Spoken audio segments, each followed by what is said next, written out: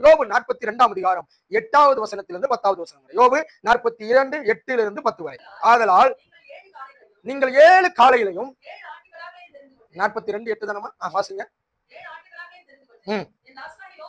போய் செலுத்துங்கள். நல்ல கவனிங்க. இரண்டாவது யார் மேல இருக்கிறதா? கர்த்தருடைய கண் மற்றவர்களுக்காய் செபிக்கிறவர்கள் மேல கர்த்தர் கண் இருக்கிறது. யோபு என்ன பண்ணா? சிநேகிதர்களுக்காய் வேண்டுதல் பண்ணான், ஜெபிக்கிறான், பலி செலுத்துறான், காணிக்கையை கொடுக்கிறான். இப்ப ஆண்டவர் கண் யார் பக்கமா திரும்புது? யோபுவின் முகத்தை பார்த்து அவன் முன்னிலைமை காட்டிலும் பின்னிலைமையை கர்த்தர் ஆசீர்வாதமாய் மாற்றி மற்றவர்களுக்காய் ஜெபிக்கிறவர்களுக்கு மேல் என் கர்த்தருடைய கண் இருக்கிறது. அல்லேலூயா. யாருக்காக ஜெபிக்கணும்?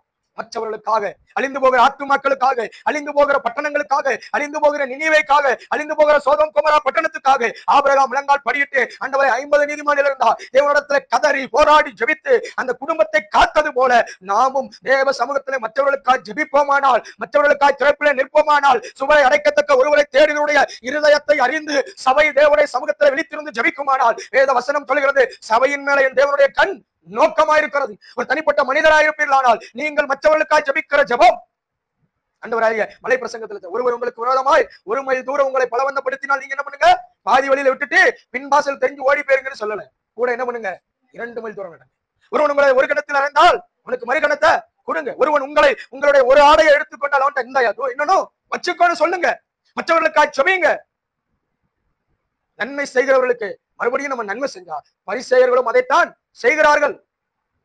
எனக்கு நன்மை செஞ்சாங்க, இவங்க நல்லவங்கன்னு சொல்லி எனக்கு தீமை செய்தார்கள், ஆனால் கர்த்தர் நீங்கள் செய்த தீமையை எனக்கு நன்மையாய் மாற்றினார் என்று சொல்லுகிற யோசேப்புக்கள் சபையில எழும்பிட்டோன்னு வைங்களேன், கர்த்தருடைய கண் எங்க இருந்தாலும் யோசேப்பை கண் நோக்குகிறதா இருக்கு. இன்னைக்கு எனக்கு விரோதமா தீமை செய்யறவங்களுக்கு நான் என்ன பண்ணணும்? நன்மையை செய்யணும்.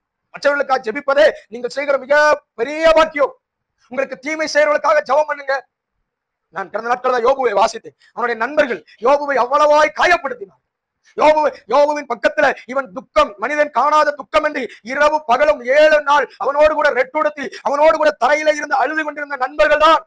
அதுக்கு அடுத்த வாக்கியங்கள் அவன் யோபுவை குறித்தும், யோபுனுடைய காரியங்களை குறித்தும், அவனை குறித்தும், அவனுடைய செயலை குறித்தும், அவனை குறித்தும் பல காரியங்களை பேசுகிறார்கள். அதனாலதான் ஆண்டவர் சொன்னாரு, நீங்கெல்லாம் பேசுறீங்கப்பா, நீங்க பாடுகளுக்கு உட்படுத்தப்படாம பேசுறீங்க.